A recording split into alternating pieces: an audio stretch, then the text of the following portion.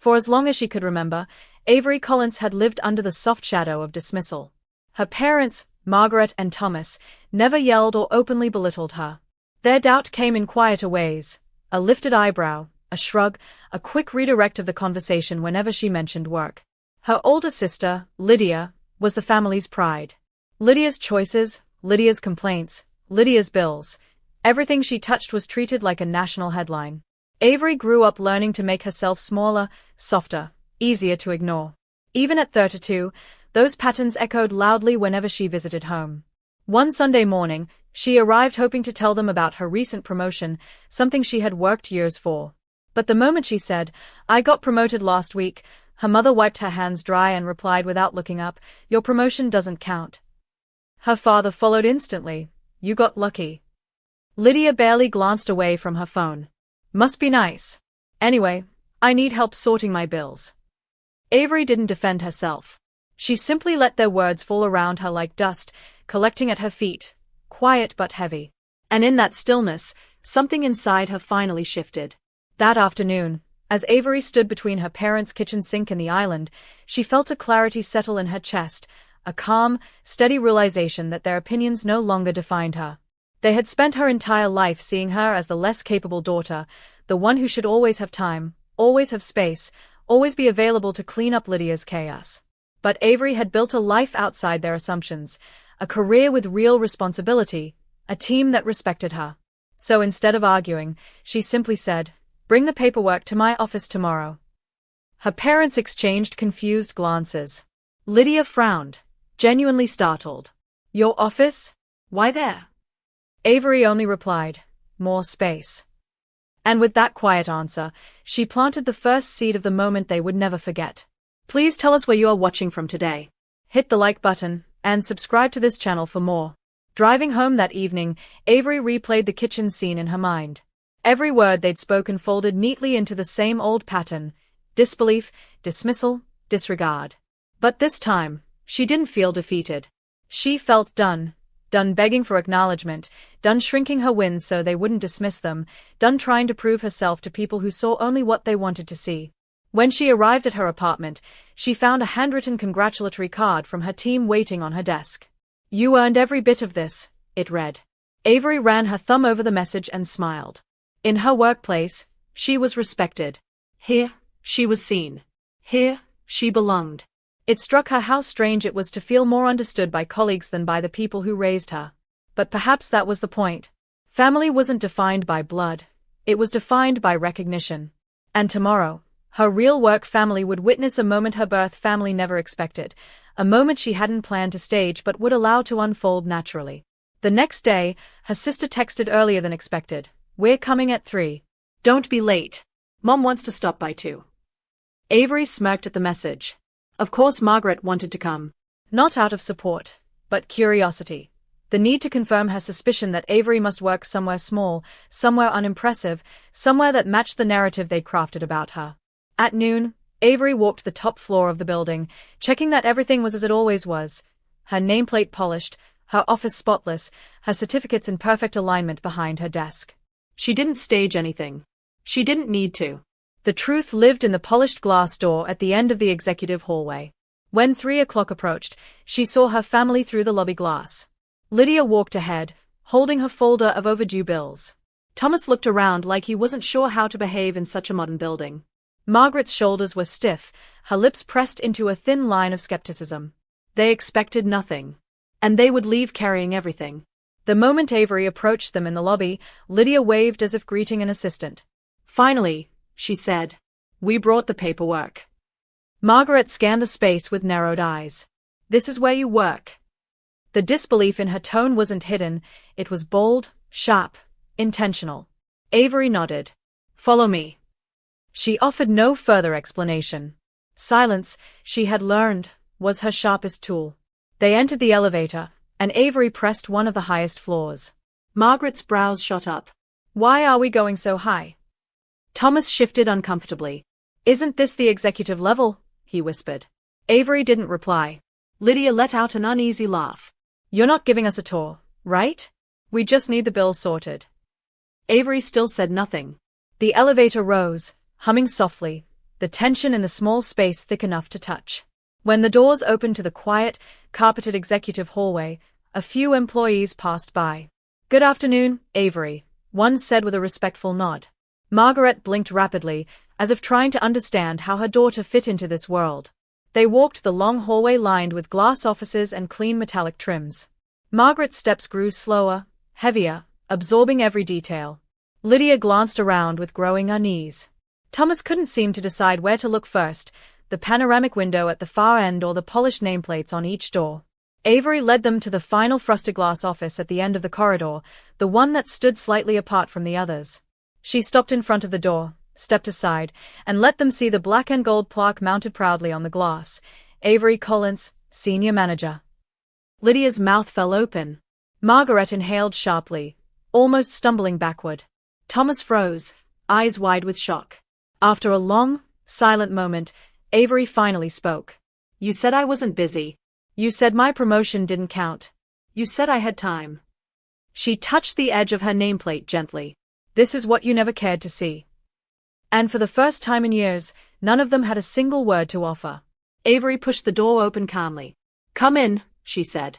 Inside, her office stood warm with afternoon light pouring through the large window overlooking the city. A sleek desk, organized files, framed certificates, and soft leather chairs filled the room with quiet authority. Lydia entered slowly, as if stepping into a museum where she feared touching anything. Margaret moved stiffly, gripping her handbag tight. Thomas scanned the certificates with genuine confusion, the kind that comes from realizing you never really knew your own child. Avery walked behind her desk and sat down. It was a simple action, but to her family, it disrupted decades of assumptions. Margaret swallowed hard. "This is your office?" she asked, voice small. "Yes," Avery said, not offering more. Thomas rubbed the back of his neck. "You're a manager." Avery met his gaze. "I told you." Lydia whispered, "You didn't say this kind of manager." "You never asked," Avery replied softly, and that quiet truth struck every person in the room. Margaret crossed her arms defensively. "Well, you didn't exactly explain it clearly. Anyone would think." Avery raised a hand slightly, stopping her mid-sentence. "I kept things vague," she said, "because every time I tried to explain, you brushed it aside." Silence washed over the room, heavy and undeniable. Thomas stared at the wall of achievements. Behind Avery, shaking his head slowly. "I didn't know you had all this." "You never asked," she repeated. Lydia sat down awkwardly, placing her folder on the desk as though she didn't want to disturb anything. "I didn't realize you worked like this," she whispered. Avery leaned forward, her voice gentle but firm. "Caring meant see me clearly, Lydia. You never tried." Margaret shifted uncomfortably. "We were just being realistic," she muttered. "Not everyone has talent." Avery looked her directly in the eyes. "And you decided years ago that I didn't." Margaret's lips parted, but no words came out. For once, her certainty failed her. Avery opened Lydia's folder and began sorting the bills with smooth efficiency. Her family watched in stunned silence, not with arrogance, not with boredom, but with something new, recognition. Thomas sat with his hands clasped, shoulders lowered as if a truth he'd long avoided had finally settled on him. Margaret's expression softened into a troubled mix of embarrassment and grief, the kind that comes when someone realizes they contributed to the shrinking of another person. Lydia kept glancing around the office, her earlier entitlement dissolving into a quiet humility. When Avery finished sorting the documents, she placed the folder gently on the table. "I'll help you this time," she said. "But I'm not your afterthought anymore. And I won't accept being treated like I'm less." Lydia nodded quickly. Thomas murmured, "We never meant to hurt you." Avery rested her palms on the desk. "But you did. And I'm done carrying it." This time, no one disagreed. Avery stood and walked to the door, holding it open for them. The walk back through the executive hallway was silent but weighted with understanding. As they passed her nameplate again, Lydia slowed, touching it gently, almost reverently. Margaret's shoulders were no longer rigid. Instead, they sloped with the heaviness of reflection. At the elevator, Margaret finally spoke, her voice quieter than Avery had ever heard. "Why didn't you tell us all this?" Avery met her gaze calmly. "Because you never listened when I tried." The elevator doors opened. Her family stepped inside, still wrapped in the truth they'd walked into unprepared. When the doors closed, Avery turned and walked back toward her office with a steady confidence. She no longer needed permission to exist fully. She no longer needed belief from people who refused to see her. Her name was on the door. Her worth was no longer up for debate. And for the first time in her life, Avery felt completely, defiantly, beautifully whole. When Avery returned to her office, she paused for a moment just inside the doorway. The room felt different, not because anything had changed, but because she had. The sunlight had shifted into a warm amber glow that brushed the edge of her desk. She sank into her chair and exhaled slowly, releasing years' worth of invisible weight. It surprised her how peaceful she felt. She had imagined this moment for so long, expecting it to be loud, triumphant, maybe even messy. Instead, it felt quiet, settled. Like something that had been misaligned her entire life had finally clicked into place. Her phone buzzed on the desk, breaking the silence. A message from Lydia appeared first. "Thanks for helping." And, "I'm sorry. I really didn't know." Avery typed back calmly. "You could have known. You never asked." She didn't send it with anger, just truth. A minute later, Thomas texted, "We were wrong about you. Truly proud of you, Avery." His words were clumsy but honest, and honesty was more than she had expected. She set her phone aside and leaned back, letting the new reality settle around her like a soft blanket she had never known she deserved. A few minutes later, Avery gathered the last of Lydia's sorted paperwork and placed it neatly into a folder. There was no resentment in her movements, no bitterness lingering in her chest. Helping wasn't the issue. She had always been willing to help.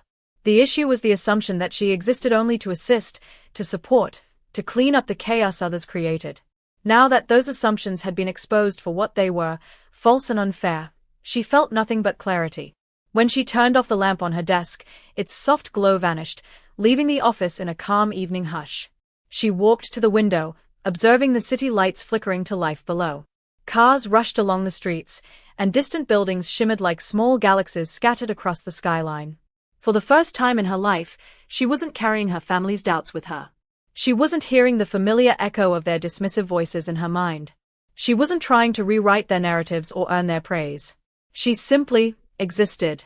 Confident. Steady. Herself. And she realized something she had never dared to believe before. She had been powerful all along. They just hadn't been looking. As Avery gathered her handbag and prepared to leave, she heard a soft knock on the door. One of her team members, Sophie, peeked inside with a gentle smile. "Heading out?" she asked. Avery nodded. "Long day," she replied, a small laugh escaping her. Sophie stepped inside. "I saw your family earlier." They looked surprised. Avery raised an eyebrow. "That's one way to put it." Sophie chuckled. "Good. Maybe they finally see what we've always seen." The simple statement made a warmth spread across Avery's chest. Her workplace wasn't just a building, it was a community that valued her, uplifted her, recognized her. Sophie waved goodbye and disappeared down the hallway, leaving Avery alone once more. As she closed her office door and her nameplate caught the light, she allowed herself one last glance. Avery Collins, Senior Manager. Not a borrowed office. Not a temporary achievement. Not luck. Hard work. Commitment. Purpose. Something she had built from the ground up, piece by piece, day by day. She locked the door gently and walked toward the elevator, heels tapping steadily against the floor like a heartbeat finding its rhythm. The elevator ride down felt symbolic, as if she were descending not into her car or the parking lot, but into a new version of her life. When the doors opened, the lobby was quieter than before, the late hour thinning out the crowd. The receptionist waved. "Good night, Ms. Collins." Avery smiled warmly. "Good night." Outside, the air carried a soft chill, brushing against her skin as she walked to her car. She took a deep breath, the kind that reached places she had ignored for years. She climbed in, started the engine, and let the soft hum of the car settle around her. As she drove home through the glowing streets, her thoughts drifted, not toward the past, but toward the future. What she wanted. What she deserved. Who she would allow close. Who she would not. Her life had room now. Room for peace. Room for joy. Room for self-respect. And room for boundaries that would no longer bend just to keep others comfortable. By the time she pulled into her apartment building, she felt lighter than she had in years. At home, Avery changed into comfortable clothes and sat at her small dining table. The quiet of her apartment was comforting. She brewed a cup of tea, wrapped her hands around the warm mug, and reflected on the day. It amazed her how differently things could feel when she no longer sought validation from people unwilling to give it. She checked her messages again, one from her father, none from Margaret. Avery wasn't surprised. Her mother wasn't the type to apologize quickly. Perhaps she was sitting somewhere in her living room, replaying the entire day, sorting through years of assumptions she had never questioned. Perhaps she was realizing how deeply she had underestimated her own daughter. Avery didn't need an apology. Not tonight, not tomorrow, not ever. What she needed was the freedom to stop waiting for one. And she finally had that. She sipped her tea slowly, the warmth traveling through her chest, grounding her. The silence wasn't lonely. It was peaceful, like a room that had finally been cleared of dust. The next morning, Avery woke feeling refreshed, something she hadn't felt after visiting her family in years. She got ready for work, choosing a crisp blazer and soft blouse. She looked at herself in the mirror, steady eyes, relaxed posture, a woman standing fully in her identity. When she arrived at the office, her team greeted her with the usual warmth. "Morning, boss," someone called out. Avery smiled. She moved through the day with newfound ease. Meetings flowed smoothly, decisions came confidently, and every task felt lighter than it had before. During lunch, Sophie leaned across the table and said, "You seem different today." "Happier?" Avery nodded. "I think I am." She didn't go into details. She didn't need to. Her peace was not a performance. It simply lived inside her now. When the afternoon approached, she checked her phone and found a missed call from Margaret. No voicemail. No message. Just the missed attempt. Avery didn't respond immediately. She would answer when she was ready, not when she felt obligated. Later that evening, as Avery packed up her things, she received a text from her mother. It was short, halting, and unpolished. "I have been thinking. I may have been wrong about you. I am trying to understand." Avery stared at the message quietly. It wasn't an apology, not fully. But it was something unfamiliar, an opening, a door cracked just slightly. For Margaret, that was monumental. Avery typed a simple response. "Take your time." She didn't offer comfort or reassurance. She didn't soften her truth. She didn't rush to mend anything. Growth wasn't instant. Healing wasn't linear. An acknowledgement wasn't a gift she needed to chase. She slipped her phone into her handbag and left her office, flipping off the lights behind her. Her reflection in the glass door was calm, grounded, whole. For the first time, she didn't see the daughter who had spent decades trying to be enough. She saw a woman who was enough, independent of anyone else's approval. On her drive home, Avery rolled down the window slightly, letting the cool evening breeze fill the car. The city lights glowed like scattered jewels around her. She felt free in a way she had not known before. Free of the old longing for praise that never came, free of the unspoken battle to prove her worth, free of the tightness that once lived permanently in her chest. When she reached her apartment, she stopped by her building's rooftop patio. She stood there quietly, watching the skyline shimmer against the dusky sky. A small smile tugged at her lips. Today was not the day she finally proved them wrong. It was the day she stopped needing to. And that made all the difference. She closed her eyes, inhaled deeply, and felt the gentle truth settle inside her like a promise. Her life was hers now, fully, freely, wholly.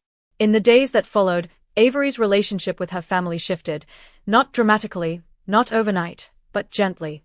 Lydia became more respectful, asking questions instead of making assumptions. Thomas began checking in more often, not to criticize, but to understand. Margaret stayed quiet, still processing everything, but her tone softened whenever she called.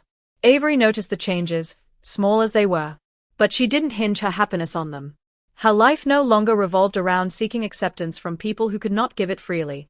Instead, she invested her energy in her team, her growth, her peace, and the things that made her feel alive. She built boundaries that felt like warm walls rather than harsh fences, protective, not punitive. One afternoon, Lydia sent her a picture of the sorted bills with a message.